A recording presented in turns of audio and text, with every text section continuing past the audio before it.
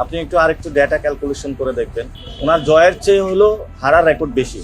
মির্জা আব্বাসের জয়ের চেয়ে হারার রেকর্ডই বেশি। এবার এমনই মন্তব্য করেছেন এনসিপির মুখ্য সমন্বয়ক নাসিরউদ্দিন পাটোয়ারি। একই সঙ্গে আসন্ন জাতীয় সংসদ নির্বাচনে নিজ দল নিয়ে আশাবাদ ব্যক্ত করে নাসিরউদ্দিন পাটোয়ারি বলেন, ইনশাআল্লাহ এবারের নির্বাচনে শাপলা কলি জয়ী হবে।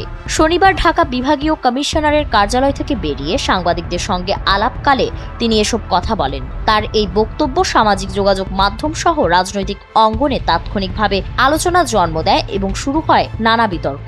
এদিকে সেই সময় নির্বাচন প্রক্রিয়া নিয়েও তীব্র সমালোচনা করেন নাসিরউদ্দিন পাটোয়ারি। তিনি বলেন, তফসিল ঘোষণার পর যেভাবে বিভিন্ন রাজনৈতিক দল বড় ধরনের শোডাউন করছে তা কোনোভাবেই গ্রহণযোগ্য নয়।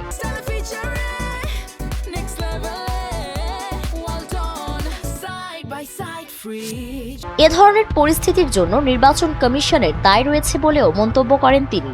এমনকি নির্বাচন কমিশনের লজ্জা ও শরম থাকা উচিত উল্লেখ করে তাদের পদত্যাগ দাবি করেন এনসিপির এই নেতা। উল্লেখ্য, নাসিরউদ্দিন পাটোয়ারি এর আগেও একাধিকবার বিএনপি নেতাদের নিয়ে বিতর্কিত মন্তব্য করে আলোচনায় এসেছেন। এসব মন্তব্যের জের ধরে গত বছরের 3 নভেম্বর তার বিরুদ্ধে একটি মামলা দায়ের করা হয়।